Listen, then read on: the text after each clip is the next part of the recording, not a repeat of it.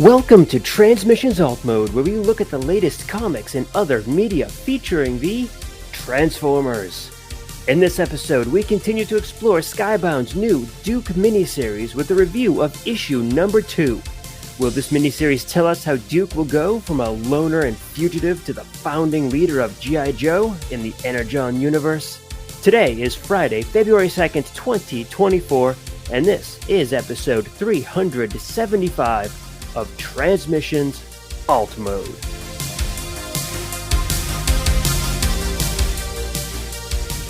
Welcome to Transmissions Alt Mode, the podcast that's gonna have to spend a little more time on the G.I. Joe Wikipedia as we review the Energon Universe. I'm your host Charles, aka Big C, and I'm joined by the excellent Transmissions team. Jeremy, aka Yakko. Yo, Joe. The amazing and awesome producer and editor Mike. Yo, Steve. And Daryl, the Cybertronian Beast.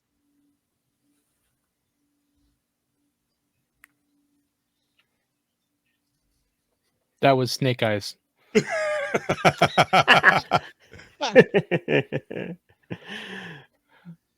Eyes is not the best podcaster. I'm not even. Does my slogan even apply to this episode anymore? Do we have anything Transformers to talk about? Let's talk Transformers, please. Can we? Please. Can we? Please. You get one line in the comic.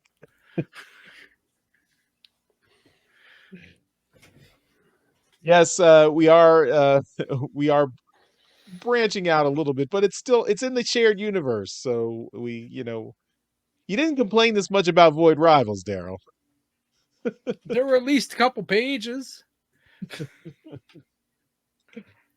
All right. As always, we start off the show by thanking our Donatrons, those lovely people who support us on Patreon and PayPal. Thank you all so much for your continuing contributions. It really helps us keep this show going. If you'd like to become a Donatron, just go to transmissionspodcast.com/support. That's where you can sign up. Of course, we've got lots of bonus stuff for all our Donatrons. We've got our bonus show, We Like Big Bots. All 12 episodes available on our Patreon page. That's starring Daryl and Dr. Pants, where they talk about all the big bots in their collections. So you can check those out. More episodes coming soon. Fingers crossed. Yes. Going playing about Storm Shadow, Surge and Slaughter. Big bots. For a second, it sounded like you said Surgeon Slaughter. It's his brother. Maybe I did. All right. And of course, we've also got our Transformers Live Play RPG podcast, Empire of Rust. Empire of Rust Season 3, just announced, will be starting on March 11th of this year. So just another month or so. And that's right. Brand new Empire of Rust. The Daryl Chronicles.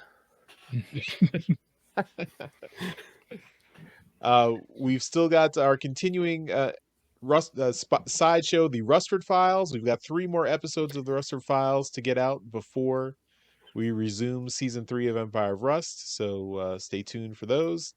Episodes 10, 11, and 12 will be coming very soon within the next month. 10 did have a bit of a delay. You can watch the main transmission show where Mike explains what happened there. But we'll be getting that out very soon. It should actually be going up as you're listening to this. It should be going up in the next couple of days. So you will get episode 10 up, and then episode 11 will be right after. It'll be just a week after that. So you won't have to wait extra long for episode 11. And then episode 12, of course, at the end of February. And then we roll right in to the brand new season of Empire of Rust. So lots of good stuff. Mike, will Season 3 of Empire of Rust have G.I. Joe in it? Well, no, it's called the Daryl Chronicles, so we definitely don't have any G.I. Joe. Fantastic. I'm in. Although, you might not want to listen to Rustford Files. Just saying. I don't know what you're talking about. I've listened to every episode of everything. Of course. So far. Of course you have. I'm a huge supporter of the show.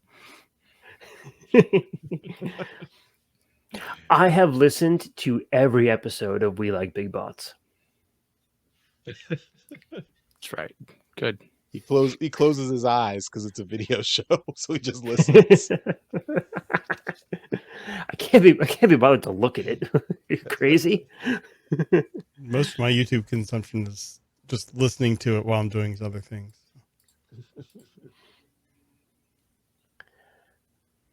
All right. I wish we supported our own shows. Daryl, you got a face for radio. We've also got our Toy Hacks. We've got a new code for February to save 15% off at toyhacks.com. Use that code LOVETFs. So LOVETFS, LOVETFs at toyhacks.com. You'll get 15% off your entire order.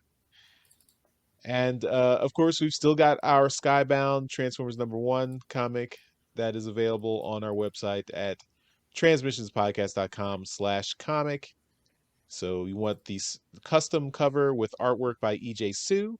That is available right now. And of course, you can order it from our website, and you can designate pickup at TFCon LA, since Daryl and I will be at TFCon LA, and EJ Sue will be at TFCon LA. So you can go get that book signed by EJ Sue at TFCon LA. So check that out. Okay, since this is our review show, so we're just doing a comic review for this episode of Transmissions Don't Load. So let's jump right into it. We have feedback after. Oh, that's true. Yeah.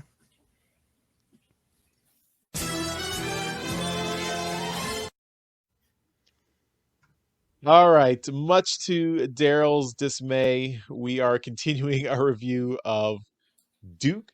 So this is the new Skybound G.I. Joe reboot comic that is part of the shared universe with the Transformers, the Energon Universe, as it is called. But yeah, I got to be honest, Daryl is correct. There is not a whole lot of Transformers in this book. You might even say there are no Transformers in this book. But we do want to continue forward with the Energon Universe, so we want to get a full picture of the Energon Universe. So we're going to keep looking at them. This is Duke issue #2, so continuing that miniseries, and let's get into the story. Duke #2. Duke #2, written by Joshua Williamson, art by Tom Riley, colorist Jordi Belair, letters Russ Wooten, editors Sean Makowitz and Jonathan Manning. There's a lot of covers. We're not going into the covers. We don't. Skybound has broken us with the cover situation, so we're not discussing covers anymore. So, if you guys have comments about any covers you liked in particular, let us know. But yeah, we're skipping that. They also don't provide us images of all the covers like IDW did. Yeah. So, all right. At an auto junkyard and garage called Manny's Mean Machines, the owner, Lance J. Steinberg, aka Clutch, reads the morning news on his smartphone. The top headline is how a soldier and real American hero, Conrad Hauser, aka Duke, is wanted for murder. Clutch can't believe what his old friend has gotten into, but he shrugs it off. Clutch goes into his trailer to pour a cup of coffee and is surprised to find his old friend Duke sneaking up on him from behind. He's happy to see him, but asks what he's doing here. Duke figured that the cops and feds would start looking for people from his army days, but not his old friends from way back. They're interrupted by a woman who walks out of Clutch's bedroom just waking up. She heard Clutch scream and wanted to see what the trouble was. Clutch assures her there's nothing wrong and introduces her to Duke. But the introduction goes wrong when he can't remember her name. She slaps Clutch across the face and quickly leaves in anger. Duke is amused at his friend's shenanigans, but then doubles over in pain. He's still pretty hurt from the shots he took and jumping out of a window to escape the police at Dr. Burkhart's house. Clutch grabs his old friend and supports him as they walk to Clutch's garage and workshop. Clutch patches up Duke's wounds and removes some bullets while Duke tells him the whole story. Clutch doesn't quite believe the whole jet turning into a giant robot thing, but he trusts Duke enough to know he doesn't just make stuff up. Clutch starts tinkering with the device Dr. Burkhart gave Duke to see if that might have the key to some answers. Clutch is determined that the device is a tracker that can link to all the technology Dr. Burkhart worked on. After fiddling with it some more, he activates a holographic projector that shows a 3D view of the Earth. There's a red dot somewhere in the U.S. Southwest that indicates where Dr. Burkhart's tech is located. Unfortunately, it looks like the device might be a two-way street. Unfortunately, it looks like the device tracker might be a two-way street. Somewhere else, a man in the shadows, who is clearly Destro, sits in his chair in front of a fire. On his armrest, a console beeps right at the same time Duke's tracker was activated. Back at the garage, Clutch asks if Duke will seek out his family next. Duke rejects that idea as it's too dangerous, even for his brother. He already took a risk contacting Clutch. As they walk through the junkyard, they don't know that they're walking into an ambush. A soldier sets up a boombox and gets his machine gun ready to make some noise.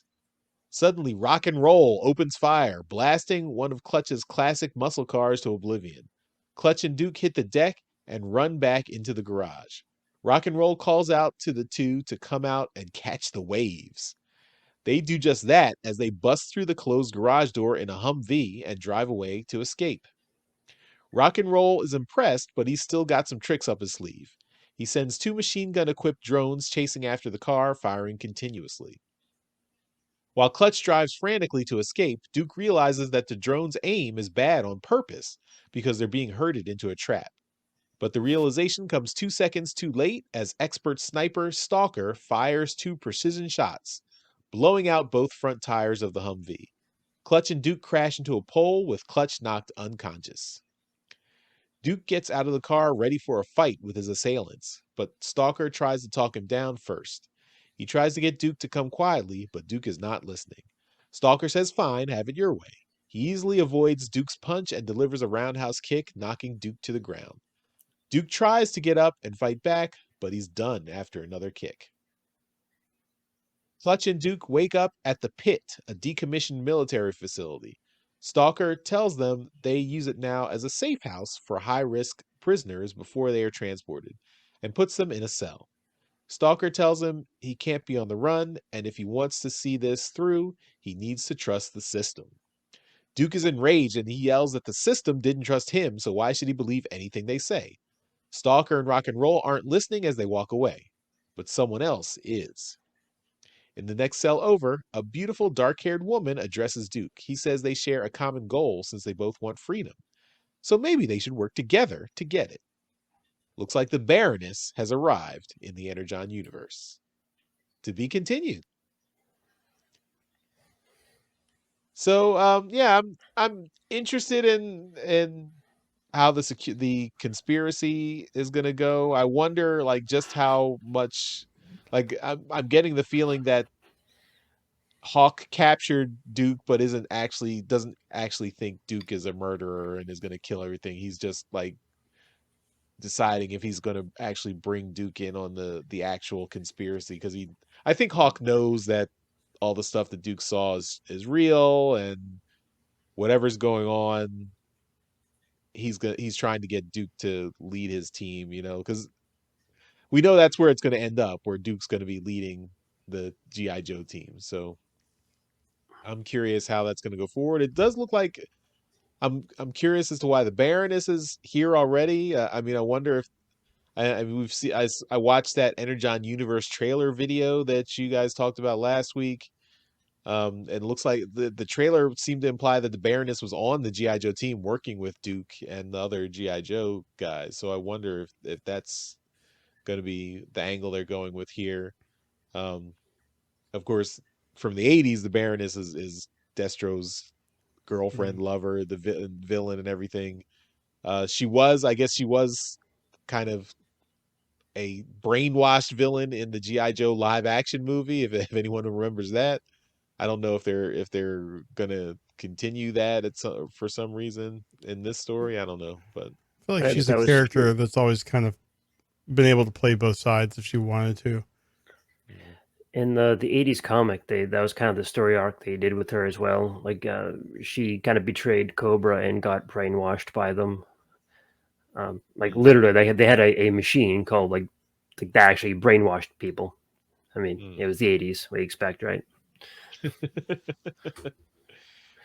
All right, well, yeah, then maybe that's going to be something that will carry forward into the Energon universe. But yeah, it's interesting. Of course, I was not familiar with Clutch. I didn't remember Clutch from the '80s, but I did look him up, and he is one of the GI Joe team members.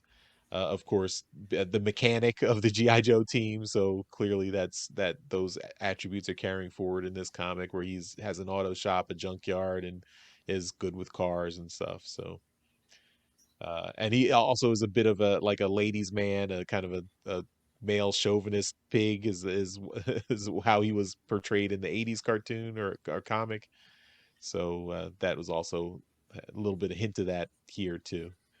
So that was interesting. Of course, Stalker and Rock and Roll are here. Uh, they have a little bit of action here.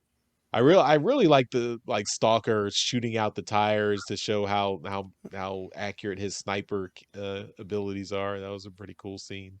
That's something This that isn't always annoys me whenever I see like a chase scene in like movies and stuff where someone's shooting. Like you never see them go for the tires, and that seems like an yeah, obvious thing to do. So I enjoyed seeing that here. yeah. This was I mean it's a standard 20-page comic, so it feels a little bit short just because it's such a there's not a whole lot of story. It's like the setup at the junkyard, immediately the conflict with Stalker and Rock and Roll, and then he's in jail, and that's it. So, looking forward to see where this goes in the next issue. But yeah, it was not a lot of one mention of Starscream as Duke talking about how he saw the jet turn into a robot. So yeah, we're getting a tenuous connection to the rest of the Energon universe here. So hopefully that will boomerang back around as the story goes forward, because we do have a little bit more connection with Cobra Commander having access to Megatron in his series. So we'll see. Overall, it's kind of meh for me. Since despite what we're doing to Daryl, I don't think any of us are the biggest GI Joe fans, but we are.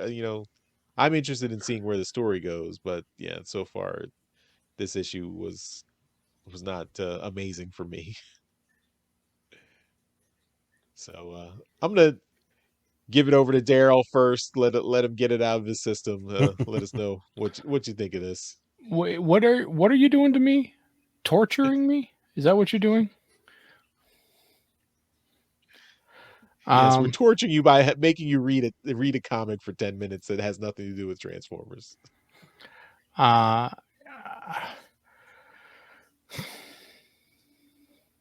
I I could give two shits about what happened in this comic book. This was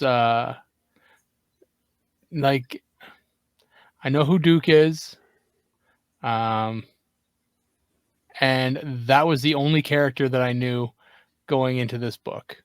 Um, I did not know who the characters were that came to get him. I had some inkling that was the Baroness at the end of the issue, but I did not know. I could not. Yeah, I mean, I had it. I was pretty sure, but like, who else would it have been, right? Um, but yeah, this and his buddy, I had no idea who that was. Is that a GI Joe guy, like his buddy? Yeah, I had to look it up. I did not. Clutch is a GI Joe guy. Yes, Okay, so I had no but idea I had who to that look it up. was either. So, yeah. Um, So yeah, this I don't know. My ignorance for GI Joe clearly shows when I read these books. This, as we talked about with the Cobra Commander book, you need some type of base to get into these books. So it's, I mean, if I take away my prejudice, then it was kind of fun. The rock and roll was, having a good time, blowing shit up and stuff, and that's kind of fun and that's action packed and whatnot. And then the little car chase, whatever, that was kind of fun. But all the other stuff, this conspiracy, whatnot, it would be fun, and they've done stuff like that in Transformers comics, but it unless I'm into the characters and I know who can do what and who's capable of what, then I'm not super into this. I'm reading it because you're forcing me to, but I am not super, enjoying it. I'm not really enjoying this at all. So, yeah, it's not taking away from the book. I'm sure it was a great book. I'm sure GI Joe fans are probably, over the moon with what's happening with their property right now, right? Are they? Does anybody have any kind of information on that? Does GI Joe fans know that there's a comic book? Can GI Joe fans read? Do we know that? Are they sure? Oh, Are we sure? They have the Larry Hama book. That's true. Now you're just going out of your way to insult people for no reason. But I will say, like, I think this book is not, like, in terms of needing context, it doesn't need as much context as Cobra Commander needed. Like, this book, it's a pretty straightforward story. Like, we know Duke's on the run from the last issue. Yes. He found an old friend, and the guys who were chasing him caught up to him. I mean, it's not a complicated story. Yeah. If you don't know any of the characters, that's fine, because they're going to be introduced in this comic. So, that's okay. From my point of view, this comic did not need the setup that Cobra Commander needed when it introduced Cobra La and didn't provide any context. Right. No, and I'll agree with that. It's, if you stick with the problem with some of these, this is the same kind of problem I had when IDW tried to do the shared universe with Micronauts and ROM and Action Man, and I think GI Joe in there too, right? Mhm. Like Yeah. with all the other shared properties, Mask as well, right? Mhm. When they combined all that stuff, it was too many characters, way too fast, that I had no knowledge of, right? So if they continue with I know this is a 4-issue mini, right? Like there's only 4 issues in this. 5. Oh, it's 5. 5 Okay. issue. So an extra month. if they thanks, if they stick with the a small cast, then it'll be a lot easier for me to kind of, wrap my brain around the characters in this book. But and remember them going forward when they get integrated into whatever main GI Joe book, sprouts from these two. But if they go on and, like, in issue 3 introduce, the full army of, commandos that are behind, General Flint or whatever, Hawk. Hawk, whatever his name is. Flint's a different guy. Flint was a different character. See, that's my problem.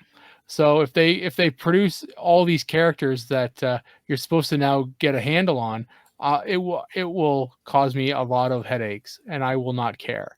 So they need to keep the cast small and manageable for people like myself and new readers who do not know all the characters off by heart. Like, I know all the Transformers characters, like we all know them, right? Because we're in the fandom, in the community all the time. So yeah, that's just kind of my take on it. If they can keep it small, it'll be a lot easier for me by the end of it. Mm-hmm. Yeah, I mean, and I think they are. I mean, at least so far, it doesn't seem like they've introduced a ton of characters yet. It's a pretty small cast so far. So Seems to be fairly We'll see. organic in how they are introducing people too. Yeah. Mm-hmm. All right, Mike. How has the Duke and Cobra Commander books been treating you? So I guess I have a question before I talk about any of this. Is this so this is not supposed to be a prequel or anything. This is supposed to take place No. concurrently with Yeah. Transformers #1. It spins out after the issue of Transformers where Starscream, killed Duke's friend. Right. Yeah. And it's actually there's a bit of a time skip because It's like 6 months later. in the first issue of Duke it said 6 months later after that event in Transformers #2. So we can assume that the Transformers have not fully revealed themselves after their initial awakening because apparently people still don't know that they exist. Hmm.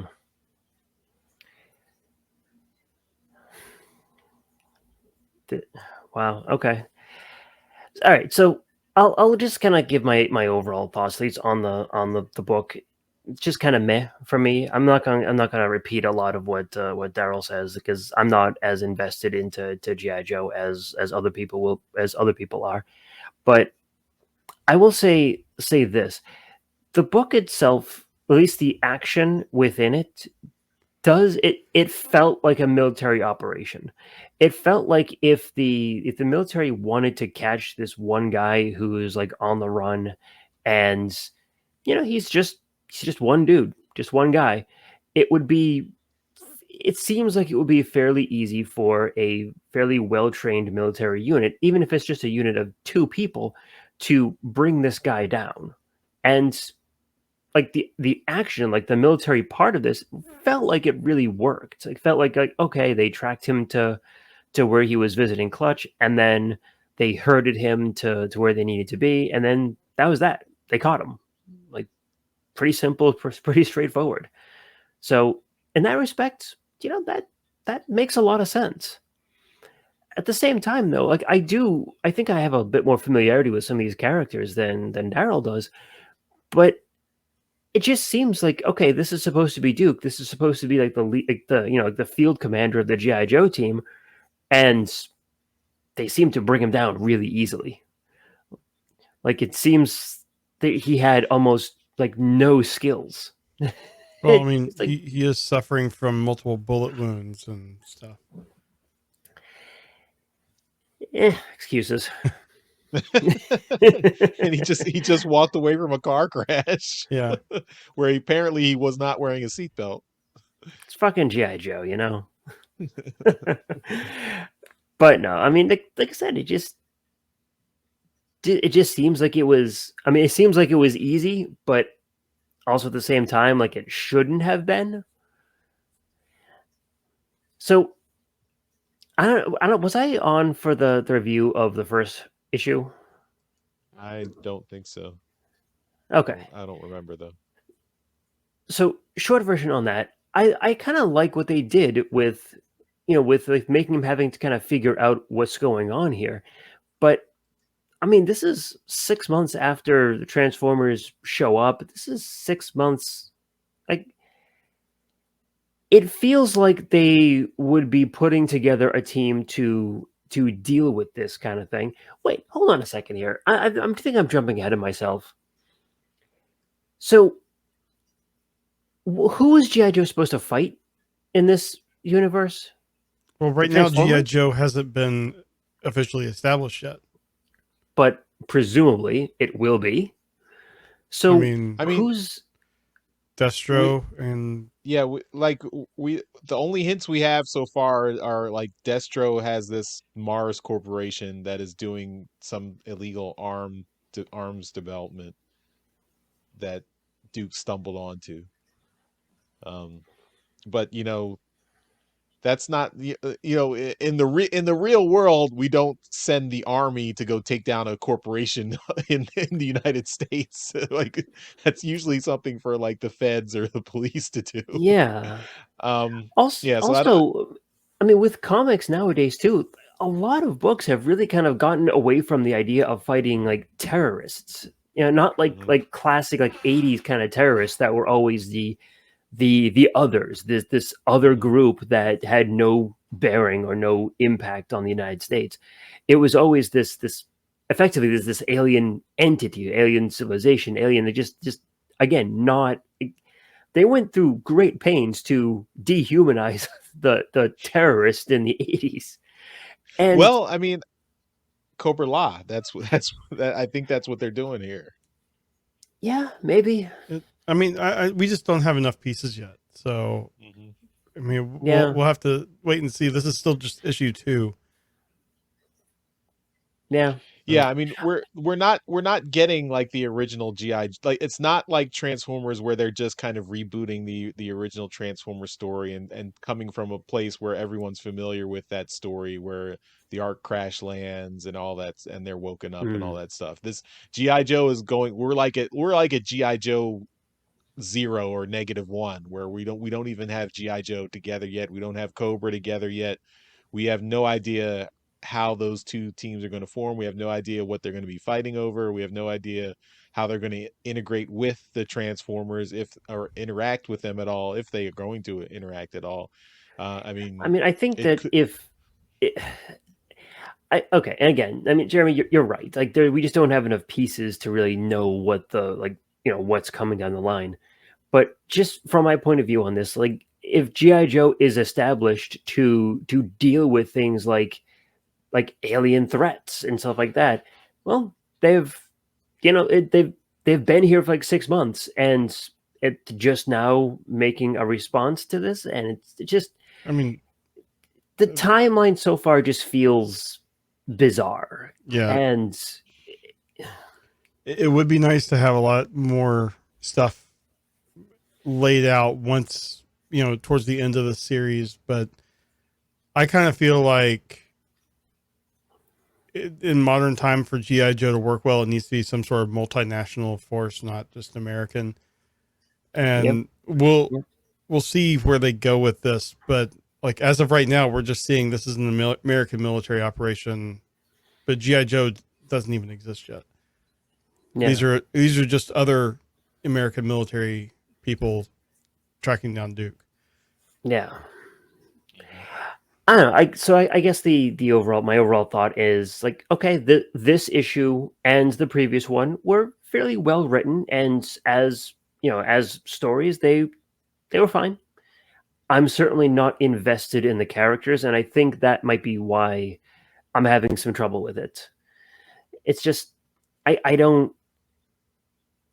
Yeah, like, I don't care about these characters right now. And maybe maybe I will by the end of it. And maybe it's just, I'm going to continue reading to the end of this miniseries, certainly. But I'm just not invested in what Duke and what Stalker and what Rock and Roll are doing, or what Hawk is doing. I'm just not invested in it. And I don't know if that's a failing on my part, just because I'm not into the property as much, or if it's just not, like, the comic is just not pulling me in an effective way. It's fair.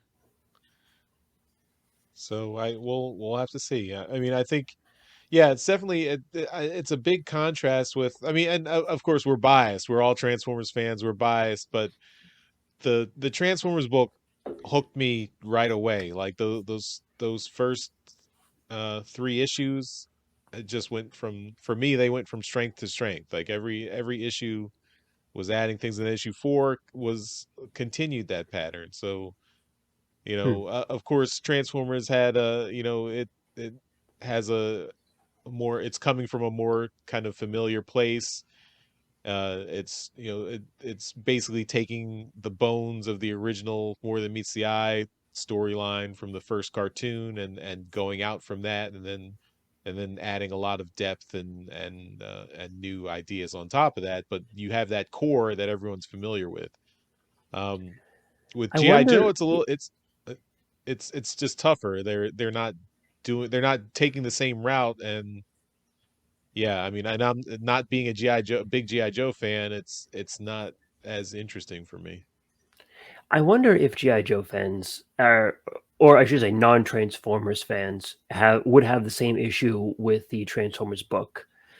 And granted, they'd have to have some passing familiarity with G1 and an understanding of, oh, hey, here are Transformers. Here's the stuff that they do. I mean, I follow a lot of general comics like YouTube and stuff, and there are a lot of people that are buying it, not being Transformers fan, but fans of Daniel Warren Johnson, and they are loving the book. Okay. It's like loving it in spite of it being Transformers. They're, the story and everything is working for them. Because I think the this GI Joe series, Duke and to a lesser extent Cobra Commander, it feels a little bit like early IDW for the Transformers, like the Escalation series, when we didn't know anything about this new universe, and we stuck with it because we're Transformers fans. We wanted to give it the benefit of the doubt, and we wanted to support the property. But I get that same kind of vibe where it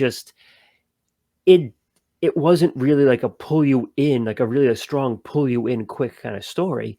It felt like a very slow burn. And I don't know if that's a good or a bad thing on this.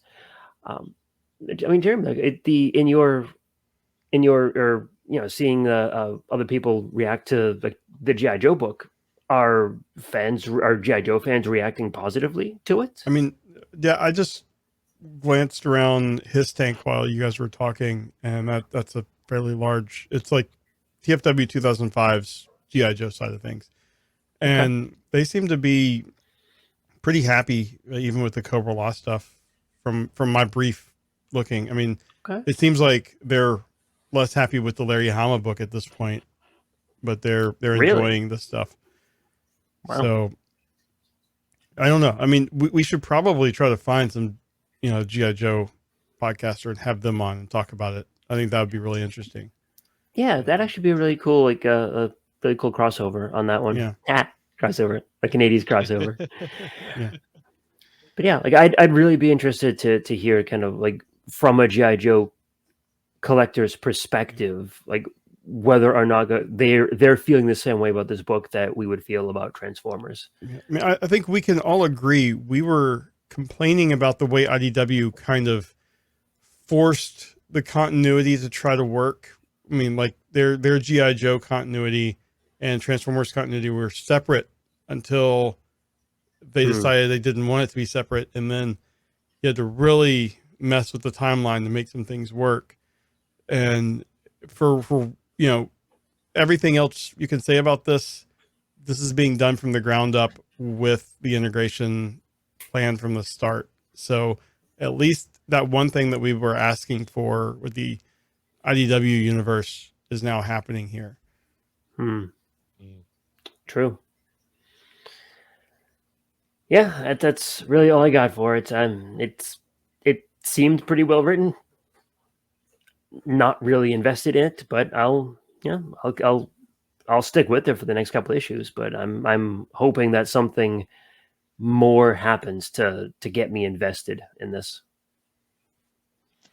No, I mean we didn't really say much about the art, but I thought the art was really great. I thought all the characters were really well rendered. The action scenes were well done, and everything was composed really well. That we had that 1-2 page spread with the truck breaking out of the garage. I thought that was really cool. So art was all good there. Yeah, it was very the art in the Duke book has been a high point for me. Like the Cobra Commander book, I wasn't as big on that art, but I've been liking this. And I think I agree with everyone that this particular issue wasn't the best, but it is clearly still a setup issue. And I trust Joshua Williamson after following him on his Flash run, which was really long, and planting seeds early on that pay off much later. So I'm looking forward to seeing where this goes, and I think it's gonna end up being a positive, and maybe even make Daryl enjoy an issue, maybe. But yeah, I just noticed on one of the pages there when they show Clutch's degree from MIT, it says the degree of Bachelor of Science in, and then it's blank. yeah, I saw that too. I was wondering if that was just something that was left out of the preview, like the review copy we had, or if that's something story wise, that he didn't actually finish and he just got this blank degree.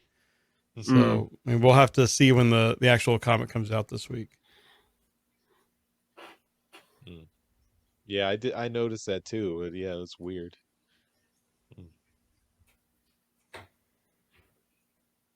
All right, well, those are our thoughts on Duke #2, and we might get Transformers #5 next week. I don't know what the schedule is. Is that it's usually coming like the first week in February and first week of the month. So that's the first week in February is next week.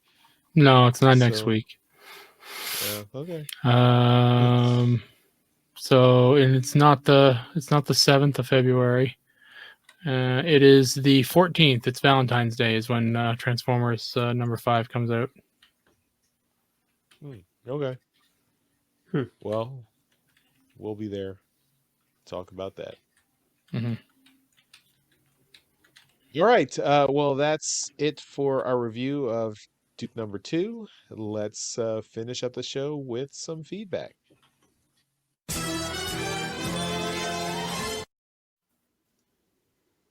All right.